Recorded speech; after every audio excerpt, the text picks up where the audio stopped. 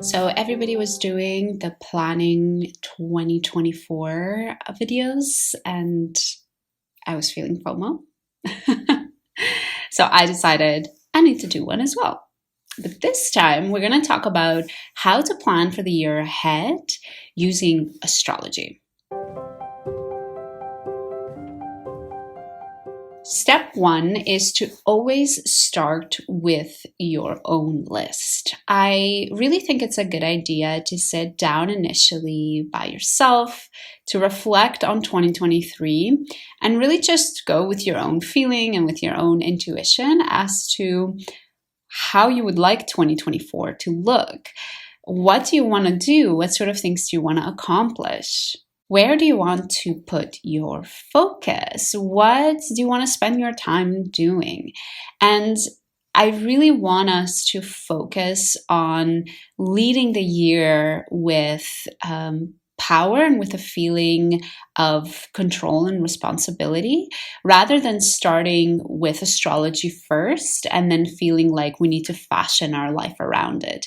It's important that we remember that we are in charge of our own life. And if we want 2024 to be a year where we focus on career, we should be able to do that. And we should go ahead and do that and just use astrology to help make the goals a little bit more flowy, a little bit more with ease, rather than using astrology to completely tell us, oh no, this is a year where you cannot focus on relationships. You have to focus on studying, for example.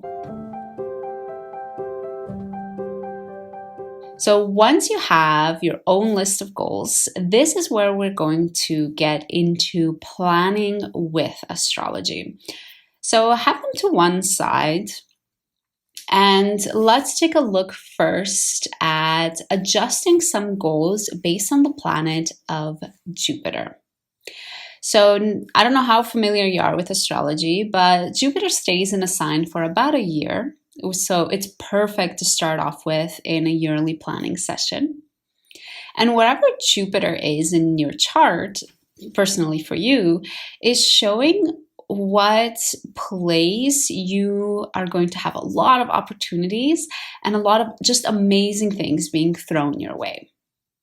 So pull up a YouTube video, maybe Google, where is Jupiter in 2024, 2025, whenever you're watching this. And based on that sign that you get, figure out what house Jupiter will be in for you. If you're struggling a bit with the houses, I'll leave the house video up in the card so you can have a little bit more help in figuring out where Jupiter is and what house for you. So once you find that Jupiter is in your 10th house, in your 12th house, in your second house, whatever, start to look for the types of goals that you put on your list that fit under that house theme. For example, Jupiter is in your 10th house, which is the house of career.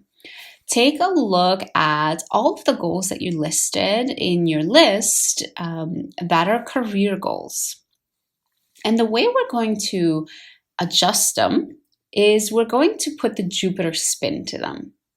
And this is how we're going to align our goals and our year with astrology. And the Jupiter spin on your goals is changing them from I am going to accomplish this to I am going to try many things and take every opportunity that comes my way. So for example, maybe you had a goal for the year ahead that said, I am going to get a different job that is better in all these different ways. I want you to go ahead and switch that goal, put the Jupiterian spin on it by changing the goal to look a little bit more like I'm going to apply to many different types of jobs. And just take every interview that comes my way, be genuinely curious and open to learn about that opportunity. Maybe you add an additional goal that says, I am going to tell everybody I meet that I am on the lookout for a job. And if they know something, they should let me know. Again, that's opening yourself up. That's putting the Jupiterian spin on the goal, opening yourself up to all of the opportunities, telling the whole world, hey, I am open. I am looking for a career. Tell me, what do you have for me? And hopefully this gives you an idea of how you can put a Jupiterian spin to the specific house that Jupiter is in for you.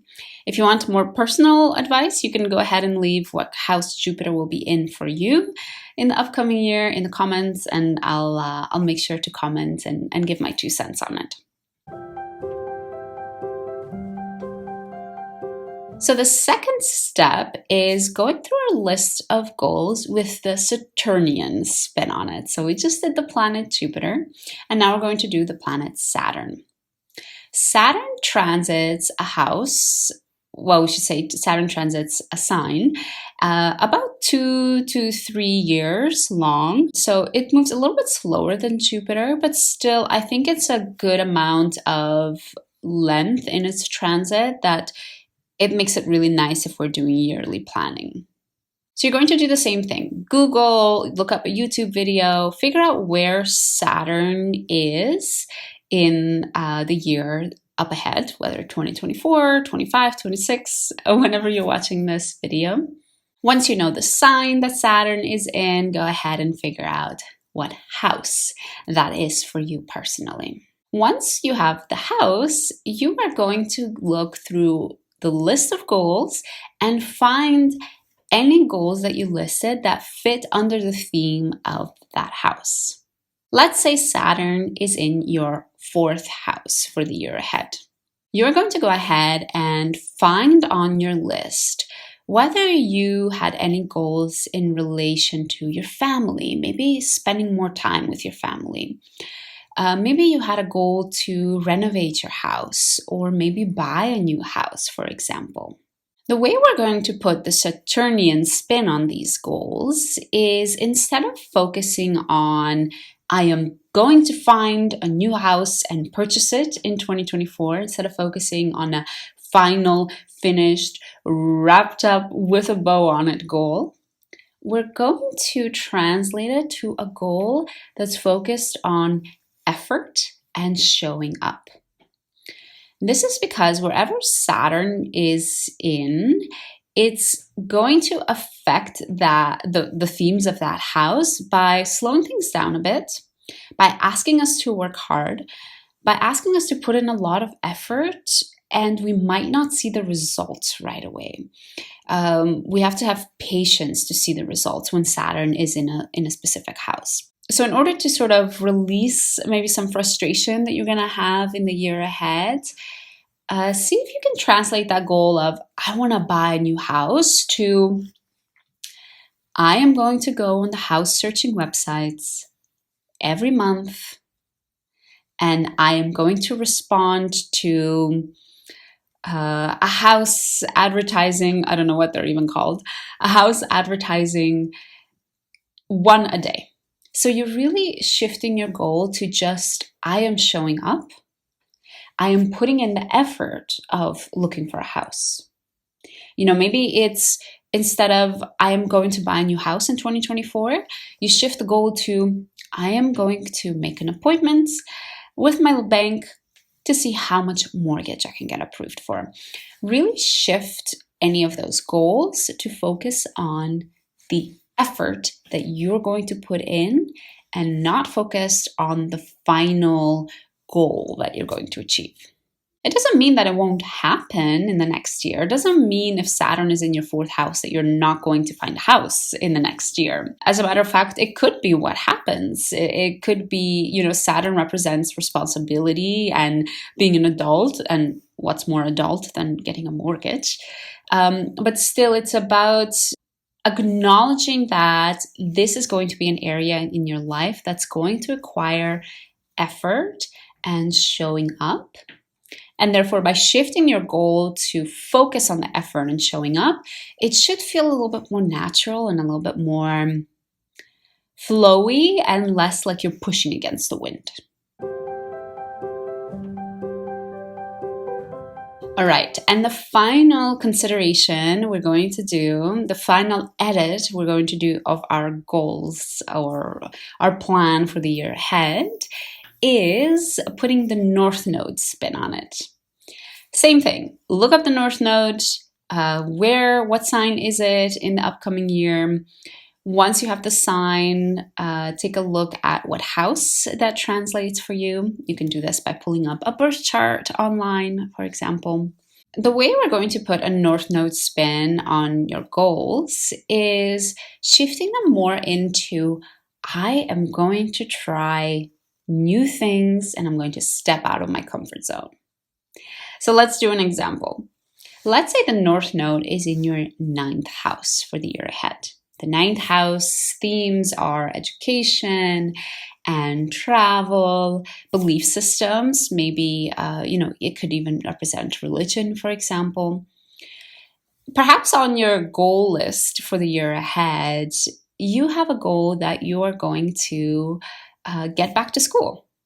Perhaps you want to transition that goal into, I am going to step out of my comfort zone when it comes to school. Perhaps you need to brainstorm, like, what does that mean?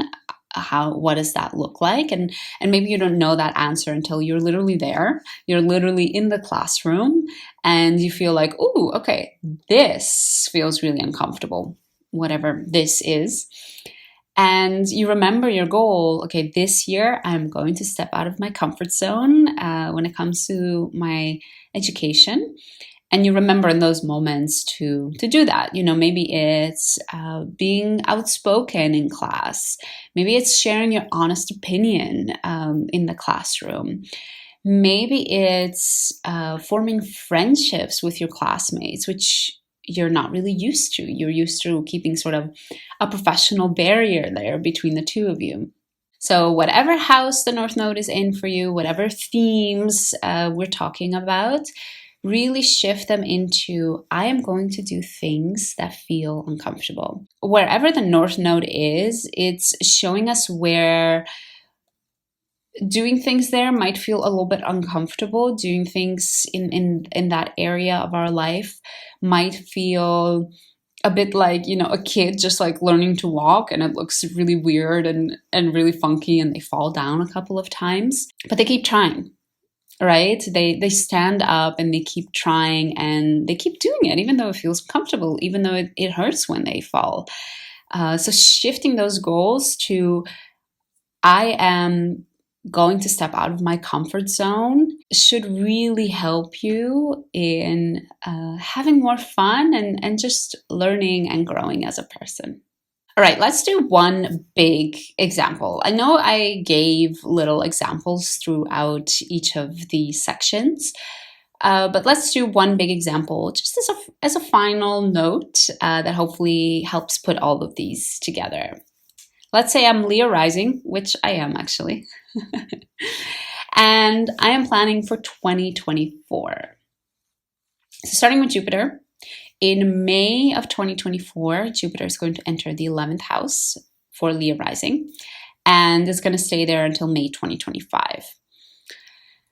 So knowing that Jupiter is in my 11th house, I'm going to take a look at my goal list, see if there's any goals in regards to networking, any goals in regards to friendships, any goals in regards to really finding my own community and my own tribe. And I'm going to try to make a Jupiterian spin on it. So I'm going to shift those goals to focus more on taking all the opportunities. So my goals are going to look like, I am going to try out one new community every month. I am going to volunteer at 6 different places this year. So we're really focusing about spreading out and taking in lots of different opportunities. It could be, I am going to meet with one new person for a coffee, just like a casual friendship date once a month. Anything along those lines where it's about newness and about opportunities. So going down the list, Leo rising is going to have Saturn in their 8th house in 2024. The 8th house represents many things. One of the things it represents is debt. So perhaps on my goals list for 2024, my plan for 2024, I want to pay off my student debt, for example. I want to put the Saturnian spin on it so that I'm not focused on I'm going to pay all of it, but instead the goal is going to be every month I am going to put 300, 500, whatever, 1,000 into a savings account for my student loans. That you're really focused on how you're going to show up.